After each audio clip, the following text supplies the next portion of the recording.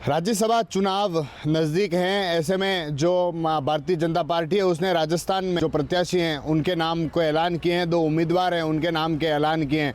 मेवाड़ वागड़ से आते हैं चुन्नीलाल गरासिया, जिन्हें भी प्रत्याशी बनाया गया है। जो चुन्नीलाल गरासिया है वह मेवाड़ से जुड़े हुए हैं, एक आदिवासी नेता हैं और 2 बार जो उदयपुर की ग्रामीण विधानसभा है वहाँ से जो विधायक रहे हैं, भैरव सिंह शेखावत के समय राज्य मंत्री भी रह चुके हैं। तो कहीं न कहीं कहें तो आदिवासी जो वोटर्स हैं उनको लुभाने के लिए, उनके लिए जिस तरह से जो नेता है, एक नेता को चुना गया है चुन्नीलाल गरासिया। चुन्नीलाल गरासिया आरएसएस से जुड़े हुए हैं। आरएसएस के काफ़ी मजबूत जो माए हैं चुन्नीलाल गरासिया माने जाते हैं। जिस तरह से देखें, जो लगातार 1990 का चुनाव हो, 1993 का चुनाव हो, उसमें जो चुन्नीलाल गरासिया विधायक रहे हैं, उस समय जो राज्य मंत्री रहे हैं और उसके बाद लगातार जो विधानसभा चुनाव हो उसमें एक्टिव मोड पर दिखे। 1998 के चुनाव में उन्हें हार का सामना करना पड़ा, लेकिन फिर भी उन्होंने अपनी मेहनत को छोड़ा नहीं। लगातार जो है चुनाव में एक्टिव मोड पर नजर आए। पिछले जो अभी का चुनाव हो या फिर उससे पहले का चुनाव हो, उस समय भी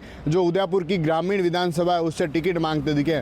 और जब जो 2000 अभी चुनाव हुआ था 23 का, उसमें जब उन्हें टिकट नहीं मिला तो उन्होंने लोकसभा चुनाव की तैयारियां शुरू कर दी थी और लोकसभा चुनाव में टिकट को लेकर उम्मीदें काफ़ी थी कि उन्हें टिकट मिलेगा। लेकिन जिस तरह से भाजपा ने जो प्रत्याशी राज्यसभा जो प्रत्याशी का ऐलान किया, उसमें जो नाम सामने आया चुन्नीलाल गरासिया, उस नाम ने सभी को चौंका दिया। क्योंकि जिस तरह से एक लोकसभा चुनाव के लिए उम्मीद जताई जा रही थी और लोकसभा चुनाव की जो व्यक्ति तैयारी कर रहा था उन्हें राज्यसभा के लिए प्रत्याशी बनाया गया। कहीं न कहीं कहें जिस तरह से देखने को मिला, ठीक भजनलाल सरकार जब भजनलाल को मुख्यमंत्री बनाया गया था तो उस समय भी एक संकेत दे दिया गया था कि आम कार्यकर्ताओं पर सभी की नज़र है, आम कार्यकर्ता पर पार्टी नज़र बनाए हुए हैं, किसे प्रत्याशी बनाना है, किस रूप में काम लेना है। ठीक उसी तरह यह देखने को मिला है। जो चुन्नीलाल गरासिया उन्हें प्रत्याशी बनाया गया। चुन्नीलाल गरासिया डूंगरपुर के बिलुड़ी गांव है, वहाँ के रहने वाले हैं। जब राजनीति में नहीं आए थे उससे पहले वह एलडीसी के रूप में